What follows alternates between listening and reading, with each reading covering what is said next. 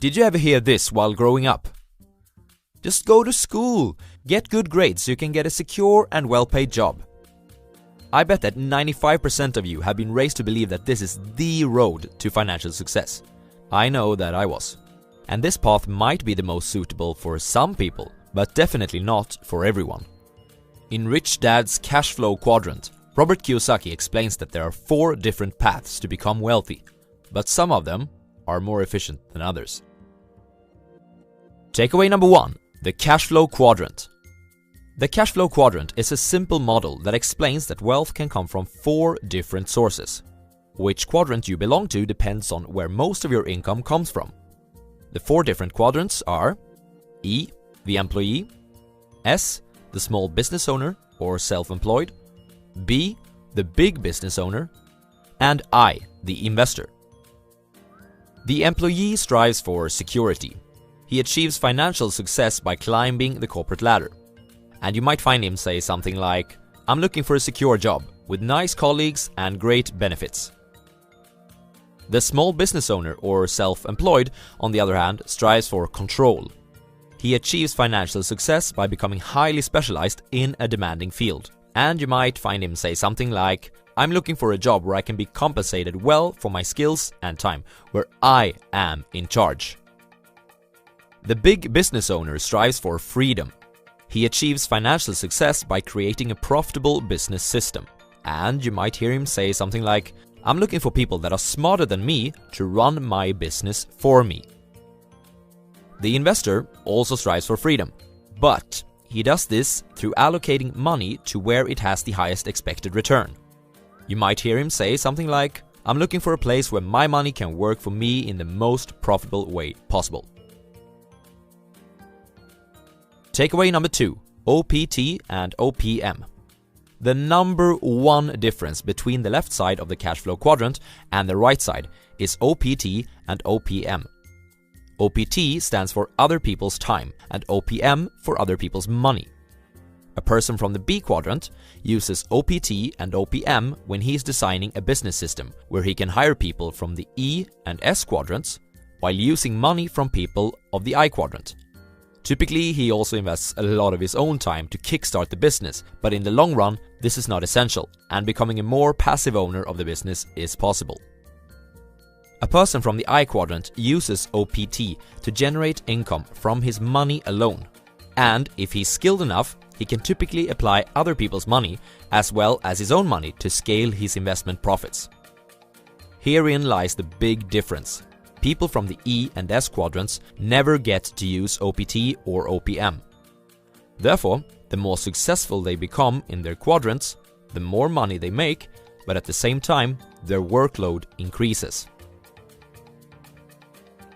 Takeaway number 3. The pros and cons of the quadrants. E, the employee.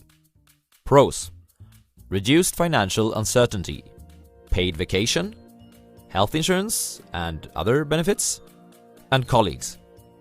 Cons: success means more work and less free time.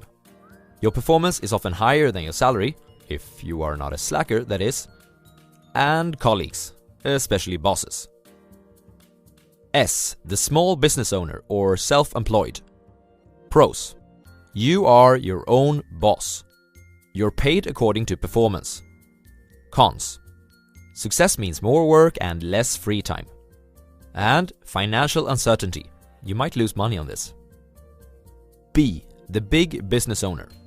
Pros: OPT and OPM. Financial freedom can be achieved very quickly. And a greater portion of your profits goes to you. In other words, you pay less tax. Cons: financial uncertainty. You might lose money.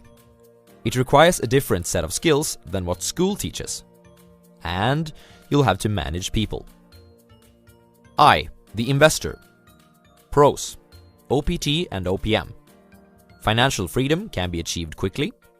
A greater portion of your profits goes to you, in other words, less tax. And it can be passive. Cons: financial uncertainty. You might lose money. Takeaway number 4. Breaking the addiction, moving to the right side. So, There are pros and cons with all the quadrants, but the right side is where financial freedom can be achieved the fastest. Therefore, we might ask ourselves, how can we move to this side? Money has an addictive power, much like sex or drugs. Therefore, when you earn money through a specific quadrant, you'll be addicted to that quadrant. If you earn money as an employee for a large company, for instance, your brain will associate that type of work with a cash reward. Switching from one quadrant to another becomes more difficult because of this.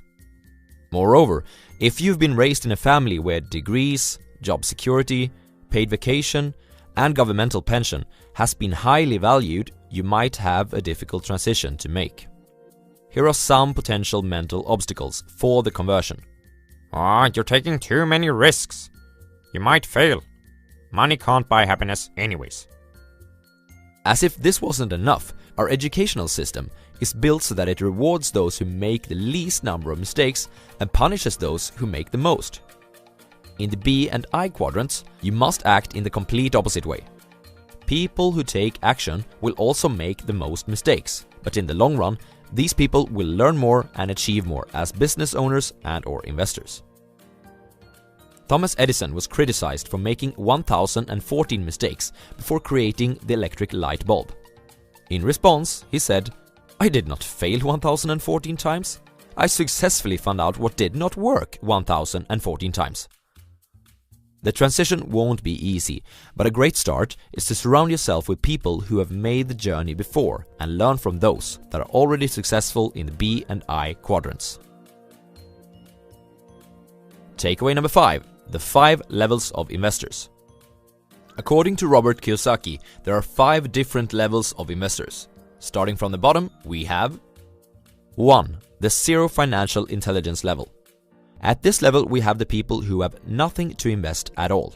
Each month, their expenses are higher than their income, often because they forget to pay themselves first, which is the most fundamental strategy for wealth building taught in the classic The Richest Man in Babylon.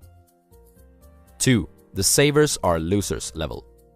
Placing hard-earned money under a mattress or in a low-interest bank account will put you in the top 50% of people financially, but that doesn't mean that it's a solid personal finance plan.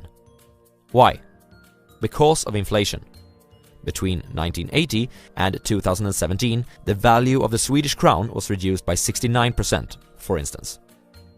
3. The I'm too busy level. A lot of people are simply too busy with their careers, family, friends and vacations to dedicate time to investing. They therefore hand over their money to someone else to do it. The problem with this approach is that such a person will never learn how to invest. 4. The I'm a professional level. This is the do-it-yourself investor. He uses his own money and takes his own decisions.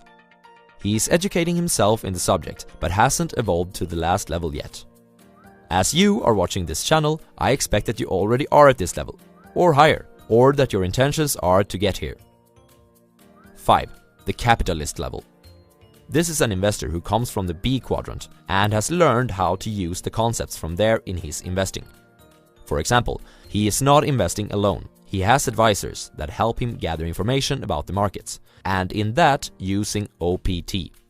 Furthermore, he uses OPM as well as his own money. He has also learned how to use corporations to reduce taxation levels of his capital gains. The level 5 investor is the person who will reach financial freedom first among all of the investors. What level of investor are you? Here's the recap. There are 4 different roads to financial success. You may succeed as the employee, the self-employed, the business owner, and/or the investor. The right side of the cash flow quadrant uses OPT and OPM. There are pros and cons with each of the quadrants, and depending on your personality and goals in life, one might be more suitable than the others. If you wish to move to the B and I quadrants, you must learn to accept risks, make mistakes, and surround yourself with others that have achieved what you wish to do. There are 5 levels of investors, and the greatest profits goes to the level 5 investor, who has learned how to implement business concepts in his investing approach. Thanks for watching, everyone. See you next time.